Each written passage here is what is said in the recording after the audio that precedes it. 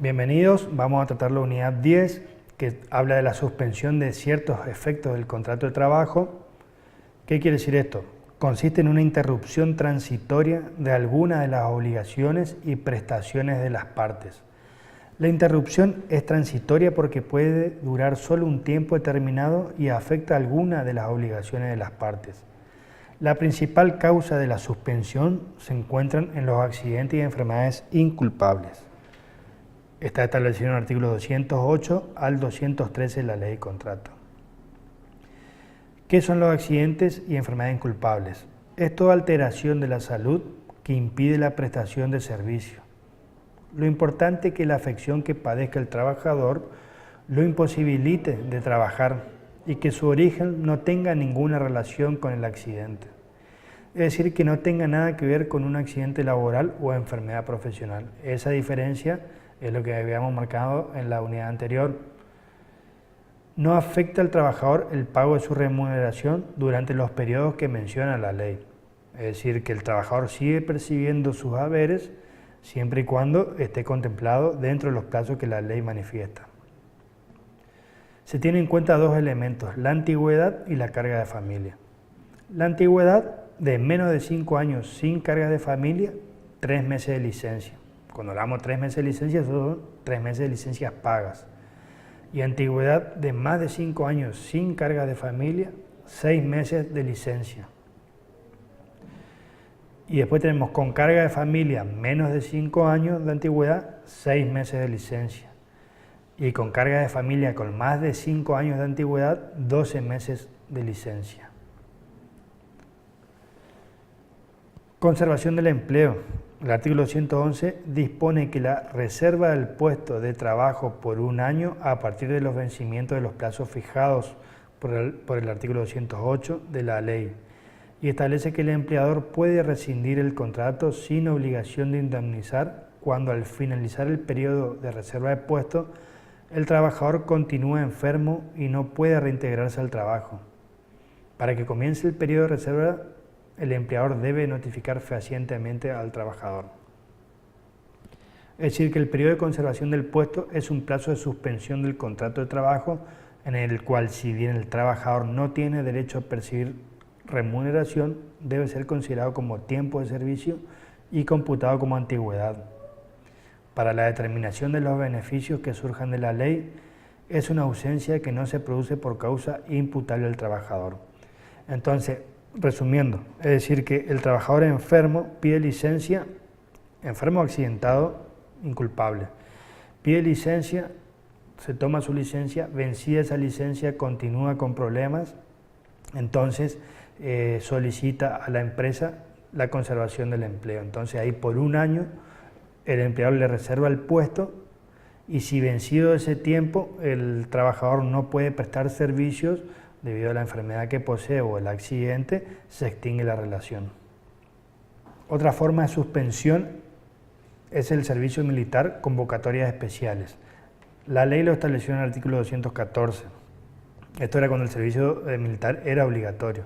Luego esto fue reemplazado por el servicio militar voluntario, pero la ley así estaba previsto, en donde el trabajador conserva el empleo cuando éste deba prestar servicio militar obligatorio o convocatorias especiales, desde la fecha de convocatoria hasta 30 días después de cumplido el servicio. Se considera periodo de trabajo a los efectos del cómputo de la antigüedad. Lo mismo sucede con los desempeños de cargos electivos o representativos en asociaciones profesionales de trabajadores con personería gremial. Después encontramos también lo que son las suspensiones por causas económicas y disciplinarias. Ambas surgen de la decisión unilateral del empleador. Durante la suspensión, el trabajador deja de prestar servicio y el empleador no abona la remuneración. Recordemos que tiene que ser por causas económicas y disciplinarias. Para que sea así, debe cumplir los requisitos de validez que la ley establece en el artículo 218. Toda suspensión dispuesta por el empleador para ser considerada válida debe fundarse en justa causa, tener plazo fijo y ser notificada por escrito. Cuando hablamos de justa causa es que debe existir una causa que justifique la suspensión. no puede depender del arbitrio patronal porque tenga ganas de hacer una suspensión, o sea, tiene que haber una justa causa. Y se considera que hay justa causa cuando la suspensión se deba a falta o a disminución de trabajo no imputables al empleador, a razones disciplinarias o a fuerza mayor. Entonces, bajo esas condiciones se va a entender que hay una justa causa. Otro de los requisitos de validez es el plazo fijo. Debe tener un plazo cierto, establecer su duración, resultando conveniente que también contenga la fecha de comienzo y finalización. Si se colocó solo la duración, el plazo debe contarse desde que la notificación es recibida por el trabajador. Y otro de los requisitos de validez es la notificación por escrito. Es decir, que el empleador debe utilizar la forma escrita, carta, documento o nota cuya recepción debe firmar el trabajador. La suspensión por causas económicas son justificadas cuando se originan en el hecho ajeno a la empresa o resultan imprevisibles o inevitables, falta o disminución de trabajo o fuerza mayor. Por ejemplo, pueden provenir de situaciones del mercado, por ejemplo, falta de determinados insumos. O sea, no hay un insumo, la máquina no puede funcionar, se puede suspender.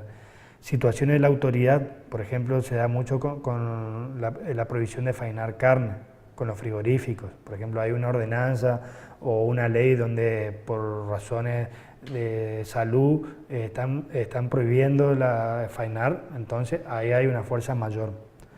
O por razones técnicas, desperfecto en las máquinas. Esos serían los ejemplos que más o menos se pueden encuadrar con una justificación. Antes de notificar a los trabajadores de la suspensión, la empresa debe dar aviso al Ministerio de Trabajo para que tome intervención preventiva de la misma. Pasamos a hablar a lo que son las suspensiones disciplinarias. El artículo 220 establece que deberá ajustarse a lo dispuesto por el artículo 67 sin perjuicio de las condiciones que se fijaren en función de lo previsto en el artículo 68. Analizando el artículo 67, el empleador podrá aplicar medidas disciplinarias proporcionadas con la falta o incumplimiento. Por ejemplo, la suspensión debe ser gradual. Primero se hace un llamado a atención, luego pasa por escrito y posteriormente se suspende por un día sin goce de haberes. Es decir, una falta o un incumplimiento por el trabajador, por ejemplo, llega tarde.